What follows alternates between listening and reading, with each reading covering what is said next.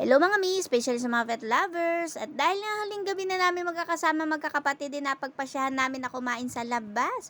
Ito nga pong kakainan namin ni malapit lang sa amin kaya super walkathon lang ang mga person. Nagkayayaan nga lang dahil nga bukas ay maghihiwalay-hiwalay na dahil nga siyempre may kanya-kanya na tayong mga pamilya at marami din tayong asikasuhin pagdating sa ating mga baler.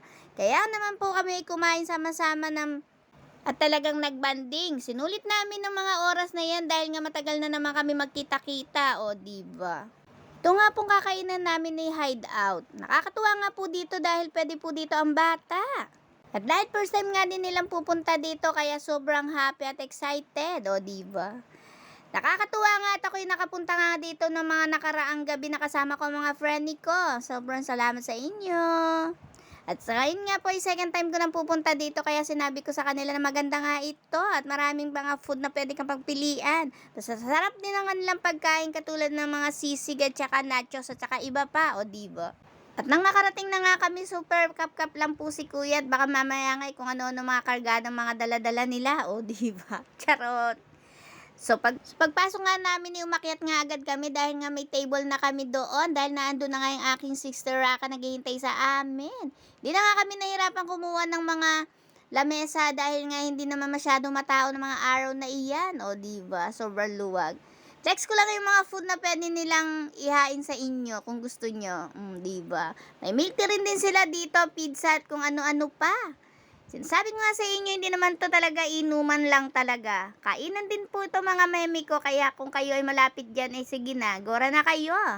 Nakakaliw talaga dito dahil may live band pa sila, o diva. Aliw na aliw talaga ako sa place na ito mga memi ko. Kaya sabi ko nga sa kanila, eh, dito nga tayo pumunta dahil nga napuntahan ko na ito one lang dahil kasama ko mga friend ko. At talagang mag-enjoy ka dito, mawawala ang problema mo o kalungkutan mo dahil nga may mga kumakanta, mga live band, ganon. At kahit papano nga naman maaalis ang iyong lungkot kahit pandalian lamang mga memi ko. Dahil lang yun naman nangyari sa amin mga in the past few days, di ba nga po sa mga nakakaalam. Sobrang na-stress at sobrang nalulungkot nga kami dahil nga sa pagkawala namin tatay. Dinaan na lang namin sa kain ng lahat mga memi ko.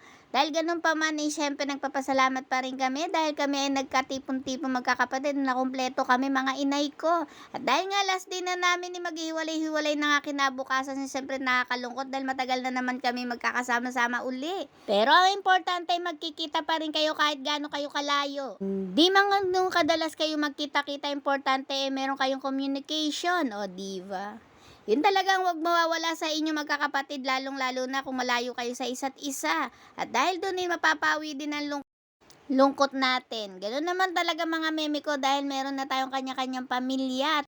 Kaya habang malakas tayo, pilitin natin na magkita-kita kahit paminsan-minsan mga meme ko. O diba? At sulitin natin ang mga sandali na tayo magkakasama. Iwasan natin na magkaroon tayo ng problema sa isa't isa. So yun lang mga meme ko, salamat sa panonood.